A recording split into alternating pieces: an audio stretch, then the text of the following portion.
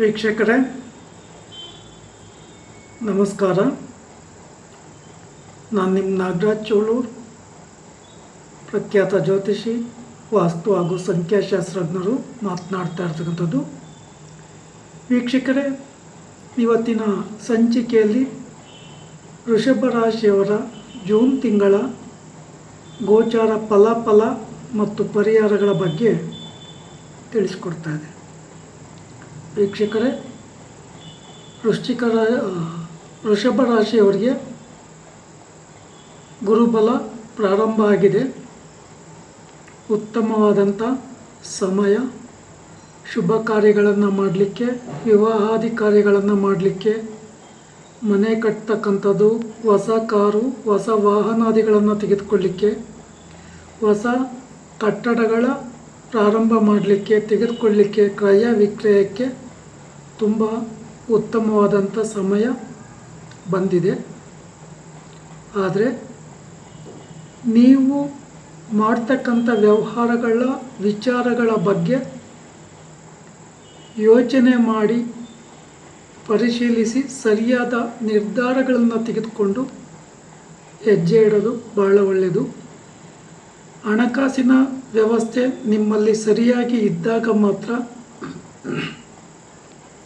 ಆ ವ್ಯವಹಾರದ ಕಾರ್ಯಕ್ಕೆ ಕೈ ಹಾಕಿ, ಯಾರನ್ನೋ ನಂಬಿ ಅಥವಾ ಭೂಮಿಗೆ ಸಂಬಂಧಪಟ್ಟ ವಿಚಾರ ಆಗಿರ್ಬೋದು, ಕೋರ್ಟಿಗೆ ಸಂಬಂಧಪಟ್ಟ ವಿಚಾರಗಳಾಗಿರ್ಬೋದು, ಇನ್ನಿತರೆ ಸಮಸ್ಯೆಗಳು ಉಂಟಾಗುವ ಸಾಧ್ಯತೆಗಳಿರೋದ್ರಿಂದ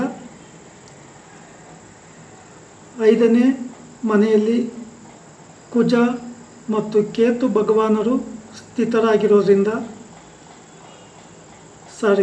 4ನೇ ಮನೆಯಲ್ಲಿ ಕುಜ ಕೇತು ಸ್ಥಿತರಾಗಿರೋದ್ರಿಂದ ಸ್ವಲ್ಪ ಆಸ್ತಿಗೆ ಅಥವಾ ಕುಟುಂಬದಲ್ಲಿ ಮನಸ್ತಾಪಗಳು, ಕಲಹಗಳು ಉಂಟಾಗ್ತವೆ. ನೀವು ಮಾಡ್ತಕ್ಕಂಥ ವ್ಯವಹಾರಗಳಲ್ಲಿ ಕೆಟ್ಟವರ ಕಣ್ಣು ಬೀಳುವ ಸಾಧ್ಯತೆಗಳು ಹೆಚ್ಚಾಗಿ ಇರ್ತದೆ.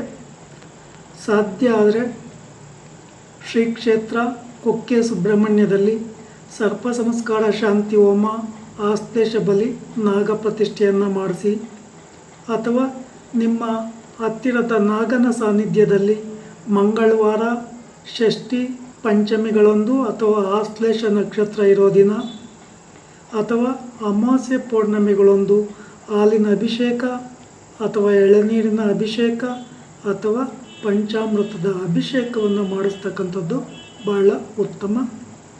ಶ್ರದ್ಧಾ ಭಕ್ತಿಯಿಂದ ಪೂಜೆ ಕೊಟ್ಟು ಪ್ರಾರ್ಥನೆ ಮಾಡ್ಕೊಂಬೋದು ಉತ್ತಮವಾಗಿರ್ತದೆ. ಮನೆಗೆ ಸಂಬಂಧಿಸಿದ ವಿಚಾರಗಳಲ್ಲಿ ಆದಷ್ಟು ಶಾಂತ ರೀತಿಯಲ್ಲಿ ವರ್ತನೆ ಮಾಡ್ತಕ್ಕಂಥದ್ದು ಬಹಳ ಉತ್ತಮ.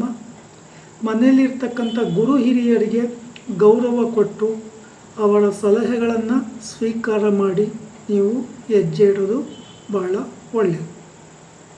ಇನ್ನು ಬೇಕಿದ್ದರೆ ನೀವು ಮಂಗಳವಾರಗಳಂದು ಸುಬ್ರಹ್ಮಣ್ಯ ದೇವಾಲಯದಲ್ಲಿ ಕೆಂಪು ಹೂಗಳನ್ನು ಅರ್ಪಣೆ ಮಾಡಿ ಪೂಜೆಯನ್ನು ಕೊಡ್ಬೋದು.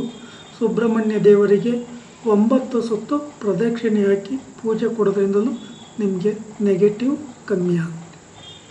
ಇಲ್ಲಿ ನಿಮ್ಮ ರಾಶಿಗೆ ಗುರುಬಲ ಬಂದಿರೋದ್ರಿಂದ ಹೊಸ ವ್ಯವಹಾರಗಳನ್ನು ಮಾಡಬೇಕು ಅಂತ ಅಭಿಲಾಷೆ ಇದ್ದಾಗ ವ್ಯವಹಾರ ಮಾಡುವವರ ಜೊತೆ ಮತ್ತು ನಿಮ್ಮ ಆಂತರಿಕ ಮನಸ್ಸಿನ ಅಭಿಪ್ರಾಯಗಳನ್ನು ಸರಿಯಾಗಿ ಡಿಸ್ಕಷನ್ ಮಾಡಿಕೊಂಡು ಮುಂದುವರಿಯೋದು ಉತ್ತಮ. ಆದರೆ ನಿಮಗೆ ಈ ತಿಂಗಳಲ್ಲಿ ಸ್ವಲ್ಪ ಶುಭ ಕಾರ್ಯ ಅಂದರೆ ವಿವಾಹಾದಿ ಕಾರ್ಯಗಳಿಗೆ ಸ್ವಲ್ಪ ಅಡೆತಡೆ ಉಂಟಾಗುವ ಸಾಧ್ಯತೆ ಇರೋದರಿಂದ ದೇವಿ ದೇವಸ್ಥಾನಗಳಲ್ಲಿ ಶುಕ್ರವಾರಗಳಂದು ಅಥವಾ ಮಂಗಳವಾರಗಳಂದು ರಾಹು ಕಾಲದಲ್ಲಿ ಪೂಜೆ ಕೊಟ್ಕೊಂಡು ನೀವು ಮುಂದುವರಿಯೋದು ಉತ್ತಮವಾಗಿ ಇರ್ತದೆ. ವಿಶೇಷವಾಗಿ ನೀವೇನಾದರೂ ಹೊಸ ಸೈಟ್ ಪರ್ಚೇಸ್ ಮಾಡಬೇಕು ಅಂತ ಇದ್ದರೆ, ಅಥವಾ ಹೊಸ ಮನೆ ಕಟ್ಟಬೇಕು ಅಥವಾ ಬೇರೆ ಹೊಸ ಕಟ್ಟಡಗಳನ್ನು ಕಟ್ಟಬೇಕು ಅಂತ ಇದ್ದರೆ ನಿಮಗೆ ಉತ್ತರ ದಿಕ್ಕು ಅತ್ಯಂತ ಶುಭಪ್ರದವಾಗಿ ಇರ್ತದೆ. ಈ ದಿಕ್ಕಿನ ವ್ಯಾಪಾರ ವ್ಯವಹಾರಗಳಿಂದ ಅಥವಾ ನೀವು ಈ ದಿಕ್ಕಲ್ಲಿ ಏನಾದರೂ ಪ್ರಾರಂಭ ಮಾಡ್ತಕ್ಕಂಥದ್ದಿದ್ದರೆ ಈ ಉತ್ತರ ದಿಕ್ಕು ತುಂಬ ಶುಭಪ್ರದವಾಗಿರ್ತದೆ.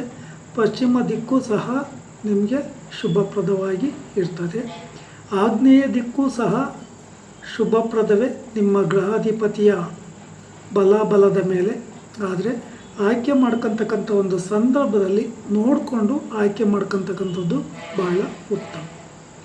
ಇನ್ನು ನೀವೇನಾದರೂ ವೆಹಿಕಲ್ಲು ಅಥವಾ ಶಾಪು ಅಥವಾ ಹೋಟೆಲ್ಗಳನ್ನು ಪ್ರಾರಂಭ ಮಾಡಿಸೋದಿದ್ರೆ ಬಿಳಿಯ ಬಣ್ಣ ಅತ್ಯಂತ ಶುಭಪ್ರದವಾಗಿ ಇರ್ತದೆ.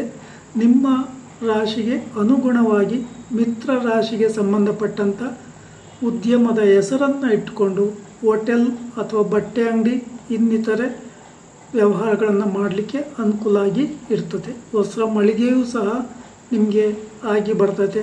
ಹೋಟೆಲ್ ಉದ್ಯಮವೂ ಸಹ ನಿಮಗೆ ಅಭಿವೃದ್ಧಿಯನ್ನು ಕೊಡ್ತದೆ.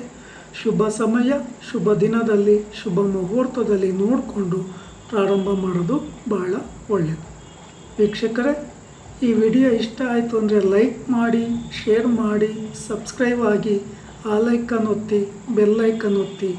ನಮಸ್ಕಾರ.